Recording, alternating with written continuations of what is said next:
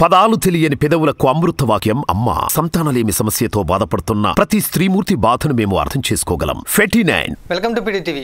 రాజకీయ ప్రస్థానంలో YSRTP party అనేది ముగిసిపోవడం జరిగింది. పార్టీ పెట్టినటువంటి 18 నెలల కాలానికే కాంగ్రెస్ పార్టీలో వైఎస్ షర్మిల వైఎస్ఆర్టీపీ పార్టీని విలీనం చేయడం జరిగింది. ఒక్క ఎన్నికల్లో కూడా పోటీ చేయకోకుండా పార్టీని కాంగ్రెస్ పార్టీలో విలీనం చేశారు షర్మిల.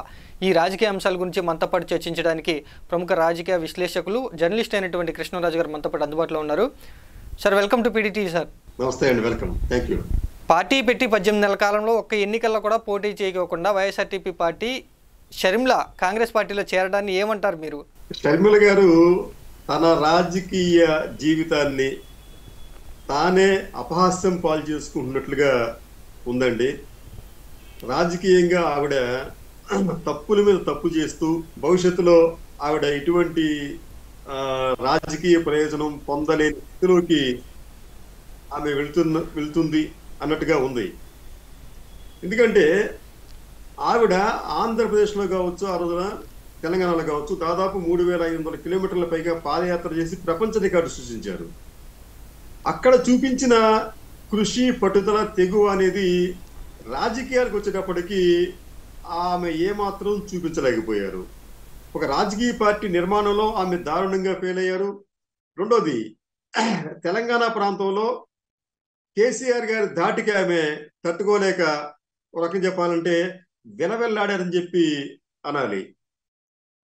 అటువంటి షర్మిల గారు బహుశా ఈ ఒత్తిడిని తట్టుకోలేకో లేకపోతే ఇతరతర కారణాల వలన తన పార్టీని తానే చేజేతులా నాశనం చేసుకున్నారు. నిజానికి ఏంటి, ఆవిడ ఈ రోజున ఏమంటున్నారంటే వైఎస్ఆర్ తెలంగాణ పార్టీని కాంగ్రెస్ పార్టీని విలీనం చేశామని చెప్పి అంటున్నారు. అయితే అసలు ఈ పార్టీ ఆమెది కాదు, నాదే అని అదే పార్టీకి చెందిన గట్టు రామచంద్రరావు గారు గతంలో ప్రకటించారు. అంతేకాకుండా గట్టు రామచంద్రరావు గారి నేతృత్వంలో ఉన్న ఈ తెలంగాణ వైఎస్ఆర్ కాంగ్రెస్ పార్టీ చెందిన నాయకులందరూ కూడా షర్మిల గారిని పార్టీ నుంచి బహిష్కరించారు. అంటే షర్మిల గారు బహిష్కృత నేత. అటువంటి పార్టీని తిరిగి నేను ఈ రోజు కాంగ్రెస్ పార్టీలో విలీనం చేస్తున్నానని చెప్పి చెప్పడం కూడా ఎక్కడో కొంత తేడాగా అనిపిస్తుంది. ఏది ఏమైనప్పటికీ కూడా షర్మిల గారు అయితే అట్ ప్రెసెంట్ తన రాజకీయ జీవితాన్ని తానే చేజేతుల ఇబ్బంది పెట్టుకున్నట్టుగా కనిపిస్తోంది. కాంగ్రెస్ పార్టీతో కలిసి కేసీఆర్ను గద్దె దింపామని చెప్తూ ఉన్నారు. ఇప్పుడు ఏపీ రాజకీయాల్లోకి షర్మిల వస్తారని చెప్తూ ఉన్నారు. ఇక్కడ అన్న భరతం పెడతారంటారు చెల్లెలు? ఇప్పుడు నిజానికి ఆవిడకి షర్మిల గారికి తెలంగాణలో అంత బలమే ఉంటే ఆవిడే పోటీ చేసేవారు. ఎందుకు చేయలేదు? ఆవిడేం చెప్తుందంటే తెలంగాణలో దాదాపు 31 స్థానాల్లో కాంగ్రెస్ పార్టీ 10,000 ఓట్ల తేడాతో గెలిచింది. అయితే మేము అక్కడ పోటీ చేసి ఉంటే కాంగ్రెస్ పార్టీకి ఆ 31 స్థానాలు వచ్చి దక్కి ఉండేవి కాదు.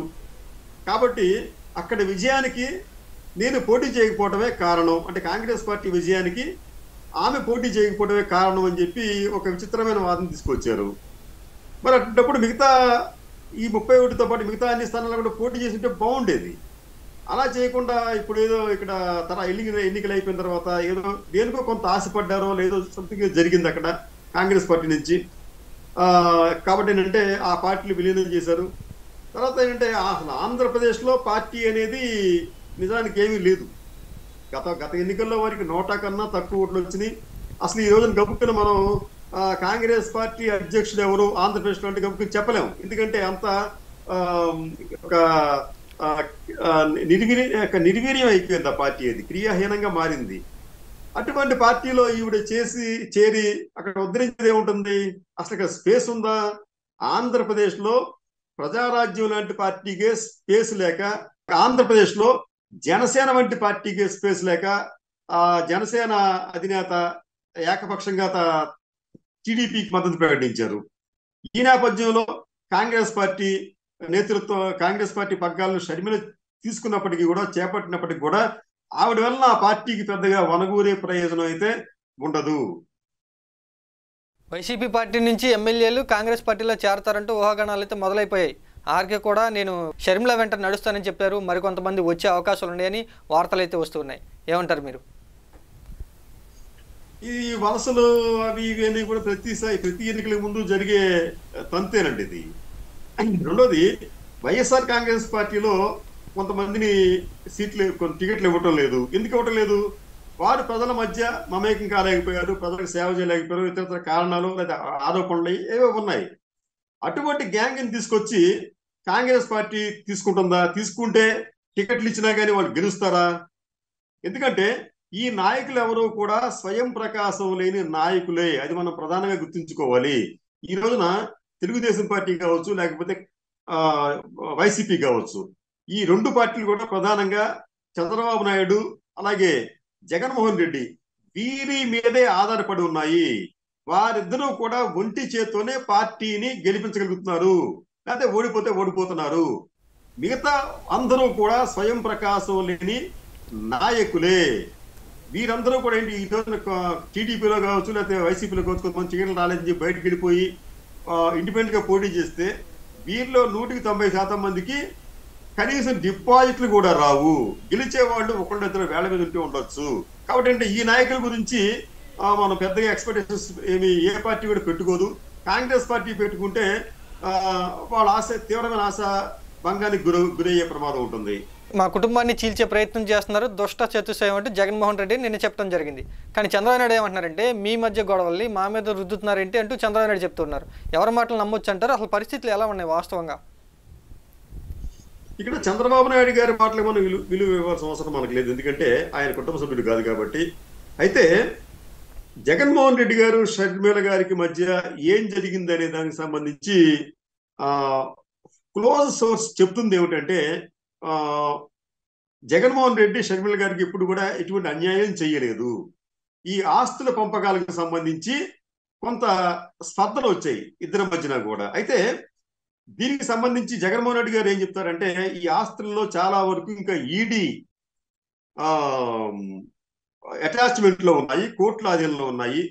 మిగతా ఆస్తులకు సంబంధించి కూడా మనం బయటపడితే లేనిపోని ఇబ్బందులు వస్తాయి కాబట్టి కొంతకాలం వెయిట్ చేయమంటే ఆవిడ వెయిట్ చేయలేదనేది ఒక సోర్స్ అని మనకు తెలుస్తున్న సమాచారం. అది ఫలితంగా ఏంటంటే దాదాపు షర్మిల గారికి దాదాపు 5,000 కోట్ల రూపాయల విలువైన ఆస్తులు ఆవిడకు దఖలు పరిచేలా జగన్మోహన్ రెడ్డి అంగీకరించారు అనధికారికంగా. ఇదంతా కూడా పత్రాల్లో లేదు. అయితే ఆవిడ ఏమంటుందంటే, నేను నా పార్టీ నడుపుకోవాలి నేను, కాబట్టి నాకు వెంటనే డబ్బు వచ్చే విధంగా నాకు ఏర్పాటు చేయవలసిందిగా ఆవిడ కోరటం, దానికి జగన్మోహన్ రెడ్డి గారు తన నిస్సహాయతను వ్యక్తం చేయడం జరిగింది. ఇది మనకి తెలిసిన సమాచారం కంటే ఈ వైసీపీకి సంబంధించి వాళ్ళ ఫ్యామిలీతో క్లోజ్ గా ఉండేవాళ్ళు ఇచ్చిన సమాచారం. బహుశా దీంట్లో నిజం ఉంటుందని చెప్పి నేను భావిస్తున్నాను. కాబట్టి డబ్బు ఇవ్వకపోవటం అనేది ఈ రోజున జగన్మోహన్ రెడ్డి గారు చేసిన తప్పు కాదు. ఎందుకంటే ఆయనకున్న పరిస్థితులు అట్లా ఉన్నాయి. అట్లాగే ఎందుకంటే డబ్బు మళ్ళీ బయటపడిన దగ్గర నుంచి లేనిపోని ఆరోపణలు రావచ్చు, ఇంకోటి రావచ్చు అక్కడ. రెండోది, ఏమైనా కొంత డబ్బు కొన్ని 1000 కోట్ల రూపాయలు ఎంతో షర్మిల గారికి ఇస్తే ఆవిడ ఎన్నికల్లో ఆ డబ్బునంతా కూడా ఖర్చు చేసేయచ్చు అనే భయం కూడా ఆ కుటుంబంలో ఉంది.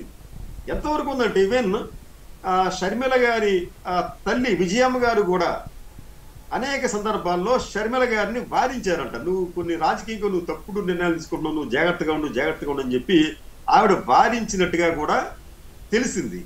ఈ రోజున మీ ఈవిడ కాంగ్రెస్ పార్టీకి సంబంధించి షర్మిల చేరతాను అని అంటాం, ఈ రోజున కండువ కప్పుకోవడం జరిగింది కదా. అయితే గతంలో ఆవిడ ఒకసారి సోనియా గాంధీని కలిసినప్పుడు కానీ ఈ రోజున కానీ విజయమ్మ గారు పక్కన లేరు. ఇది మనం కొద్దిగా గమనించాల్సిన విషయం. ఎందుకంటే ఆవిడకి కూడా ఇష్టం లేని పనులు షర్మిల గారు చేస్తున్నారేమో అన్న భావన కలిగించే విధంగా అక్కడ దృశ్యాలు కనిపిస్తున్నాయి. కాబట్టి ఏంటంటే అల్టిమేట్ గా షర్మిల గారు తన కుటుంబంలో వచ్చిన అంశాలకు సంబంధించి కాస్త వెయిట్ చేసి ఉంటే బాగుండేది. లేకపోతే అట్లాగా తన పార్టీని తెలంగాణలో నడుపుకుంటూ ఉంటే బాగుండేది. అలా చేయకుండా తెలంగాణలో పార్టీని అర్ధాంతరంగా దాన్ని నిలిపివేయడం, ఫలితంగా ఆ పార్టీలో చేరిన వందలాది మంది తీవ్రమైన నిరాశకు గురి కావడం, వారు ఆగ్రహం వ్యక్తం చేస్తూ ఈవిడ్నే పార్టీ నుంచి బహిష్కరించడం వంటి సంఘటనలు చోటు చేసుకున్నాయి. ఇవన్నీ కూడా షర్మిల గారికి ఏమాత్రం ఉపయోగపడే విధంగా లేవు. ఆవిడ ప్రతిష్టను మరింత దిగజార్చేవిగా ఉన్నాయి. కాంగ్రెస్ పార్టీలో వైఎస్ షర్మిల చేరడం వెనకాల చంద్రబాబు నాయుడు పాత్ర ఉంది అంటూ కొంతమంది చెప్తున్నటువంటి మాట. డీకే శివకుమార్తో రేవంత్ రెడ్డితో మాట్లాడి షర్మిల తొందరగా కాంగ్రెస్ పార్టీలో వెంటనే కూడా ఈ ప్రక్రియ అంతా కూడా జరిగిపోయింది, జాయినింగ్ అనే వెనకాల చంద్రబాబు నాయుడు ఉన్నారు అనంటూ ఒక వార్త అయితే వినిపిస్తుంది. దీని గురించి ఏమంటారు?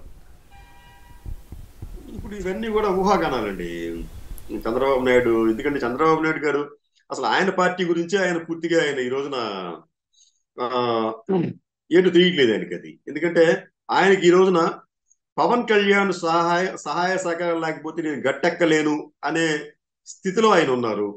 ఓకే, నిజానికి షర్మిల గారిని తీసుకొచ్చి పిసిసి ప్రెసిడెంట్ గా చేశారనుకుందాం. పోనీ చేస్తే దానివల్ల కొన్ని ఓట్లు చీలితే ఎవరు ఓట్లు చీలుతాయి? అక్కడ జగన్ ఓట్లు చీలుతాయా? జగన్ ఓట్లతో పాటు టీడీపీ ఓట్లు చీలే అవకాశం ఉంటుంది కదా. ఎందుకు మరి? కాబట్టి అంటే అది మరి ఆయనకి నష్టమే కదా. ఇంకొక 2 నెలల్లో ఎన్నికలు జరగబోతున్న తరుణంలో ఇటువంటి ప్రయోగాలు చంద్రబాబు నాయుడు గారు చేస్తారా? ఇవన్నీ ఉంటాయండి. ఎందుకంటే ఈ టైంలో ఆయన ఏంటంటే ఇటువంటి పనులు బహుశా ఆయన చేయకపోవచ్చు. బహుశా ఈయన చెప్పినంత మాత్రం షర్మిల గారు వెళ్ళి కాంగ్రెస్ పార్టీలో చేరతారని చెప్పి నేను అనుకోవడం లేదు. అయితే డీకే శివకుమార్ ఆయన కీలకమైన పాత్ర పోషించినట్టుగా అందరికీ తెలిసిన విషయమే. సార్, షర్మిల రాకతో కాంగ్రెస్ పార్టీ బలం పెరిగిద్దంటారా ఏపీలో? ఏమీ ఉండదండి. మనం నాకు అనుకున్నట్టు కాంగ్రెస్ పార్టీకి ప్రస్తుతం అంటే ఉనికి లేని పార్టీగా కాంగ్రెస్ పార్టీ ఉంది. ఆవిడ రావటం వలన పెద్దగా వనగూరే ప్రయోజనం అయితే ఉండదు. ఎందుకంటే ఇప్పుడు ఆ పార్టీలో ఉన్నవాళ్ళు ఆ పార్టీలో ఉన్నారు కొంతమంది. బయట నుంచి ఎవరు జాయిన్ అవుతారు షర్మిల గారిని చూసి? ఆవిడ దట్టు ఏంటంటే ఆవిడకున్న నేపథ్యం తెలంగాణలో ఆ పార్టీని మధ్యలో నట్టేట ముంచినట్టుగానే చేసింది ఆవిడ. మళ్ళీ ఒకసారి ఇక్కడికి వస్తే ఆవిడ నమ్ముకొని ఎవరన్నా వస్తే మళ్ళీ వారికి కూడా ఇదే పరిస్థితి తలెత్తితే ఏంటనే భయం కూడా ఉంటుంది. కాబట్టి ఏంటంటే ఆవిడ తెలంగాణలో పార్టీని విలీనం చేయకుండా ఇప్పటిదాకా ఆవిడ నడుపుకుని ఉండుంటే బాగుండేది గత ఎన్నికల్లో పోటీ చేసి. కానీ అలా చేయకుండానే ఎన్నికల్లో పోటీ చేయకుండా ఒక నిర్ణయం తీసుకున్నారు. అటువంటి వ్యక్తిని నమ్మి ఈ రోజున మళ్ళీ షర్మిల గారి వెంట నడిచేందుకు ఎంతమంది సిద్ధంగా ఉంటారు? బహుశా మీకు మంగళగిరి శాసనసభ్యులు ఆళ్ళ రామకృష్ణారెడ్డి గారు లాంటి వాళ్ళు ఎవరన్నా ఒకళ్ళు వస్తే రావచ్చు. కానీ ఆయన కూడా ఏంటంటే ఆయన తెలిసినంత వరకు మరి కారణాలు ఏవైనప్పటికీ కూడా ఒక మంచి అవకాశాన్ని కూడా ఆయన ఎందుకంటే కోల్పోయారేమో అనిపిస్తుంది. ఎందుకంటే ఆయన కొంతకాలం వెయిట్ చేస్తుంటే ఆయన రాజకీయ భవిష్యత్తు కూడా బహుశా వైసీపీలో బాగానే ఉండేదేమో. వైఎస్ఆర్టీపీ ప్రస్థానం ముగిసింది. ఇక కాంగ్రెస్ పార్టీ ఏపీలో తన పని మొదలు పెడుతుందంటారా? అసెంబ్లీ మీద దృష్టి పెట్టిందంటారా లేదా పార్లమెంట్ స్థానాల మీద దృష్టి ఉందంటారా కాంగ్రెస్ పార్టీకి? అసలు ఈ రెండింటి మీద లేదండి. అసెంబ్లీ లేదు, పార్లమెంట్ లేదు. ఆ పార్టీకి వచ్చే ఓట్లు పెద్దగా ఉండవు, చీల్చుకునే ఓట్లు పెద్దగా ఉండవు. షర్మిల రావటం వలన గుణాత్మకమైన మార్పు అయితే ఏమీ రాదు రాష్ట్ర రాజకీయాల్లో. కాంగ్రెస్ పార్టీకి అంత పెద్ద అడ్వాంటేజ్ అయితే ఏమీ ఉండదు. ఆవిడ అసలు రేపు ఆవిడని మరి పార్టీ ప్రెసిడెంట్ గా చేస్తారా లేకపోతే ఆవిడనేదో ఒక ఎంపీ సీట్కి పోటీ చేయమంటారో ఇవన్నీ కూడా ఇంకా తేడతెల్లం కాలేదు. కాకుండానే మనం ఒక అసెస్మెంట్ చేయడం కూడా కష్టం అవుతుంది. ఇక్కడ ఆవిడ పార్టీ పగ్గాలు చేపట్టినప్పటికీ కాంగ్రెస్ పార్టీకి ఆంధ్రప్రదేశ్లో పెద్దగా వనగూరే లబ్ధి అయితే ఉండదు. కుటుంబ పరంగా చూసుకుంటే వైఎస్ జగన్మోహన్ రెడ్డికి అలాగే రాబోయే ఎన్నికల ప్రచారంలో ప్రతిపక్ష పార్టీలకి షర్మిల ఒక ఆయుధంగా తయారైనట్టేనంటారు పని. ఇప్పుడు అన్ని కుటుంబాల్లో ఇప్పుడు మీకు వైసీపీలో కుటుంబంలో గొడవలు అని చెప్పి అన్నాం. మరి తెలుగుదేశం కుటుంబంలో కూడా అటువంటి తగాదాలు ఉన్నాయి కదండి. అక్కడ ఆ పార్టీ మీకు పురంధేశ్వర గారు పార్టీలో ఉంటారు, ఇంకొక ఆయన పార్టీలో ఉంటాడు, ఇంకో పార్టీలో ఉంటాడు. అక్కడ కూడా గొడవలు ఉన్నాయి కదా. కాబట్టి ఏంటంటే ఇవన్నీ కూడా సహజమేనండి. ఇవన్నీ కూడా అంటే ఇప్పుడు ఏమవుతుందంటే జగన్మోహన్ రెడ్డి గారికి సంబంధించి ఇది కొత్త అంశంగా తెర మీదకి వచ్చింది కాబట్టి దీనిని ఎన్కాష్ చేసుకోవడానికి ప్రత్యర్థులు ప్రయత్నిస్తారు. ఆ ప్రయత్నంలో భాగంగా ప్రచారం చేస్తారు. ఆ ప్రచారంలో భాగంగా ఏంటంటే ఇటువంటి కూడా మనం మాట్లాడుకోవాల్సి వస్తుంది. Okay, thank you sir. Krishnaraju గారు చెప్పినటువంటి విశ్లేషణ బట్టి చూస్తే వైఎస్ షర్మిల రాజకీయంగా తప్పుదోవ పట్టింది, అలాగే తన రాజకీయ సమాధిని అయితే ఆమె కట్టుకుంటున్నారు అనేటువంటి విషయం అయితే స్పష్టంగా తెలుస్తుంది. వచ్చే ఎన్నికల్లో వైసీపీ పార్టీకి కానీ పెద్దగా నష్టం కలిగే అవకాశం లేదు, అలాగే కాంగ్రెస్ పార్టీకి ఎక్కువగా లాభం చేకూరేటువంటి అవకాశం లేదు అనేటువంటి విషయం అయితే స్పష్టంగా తెలుస్తుంది.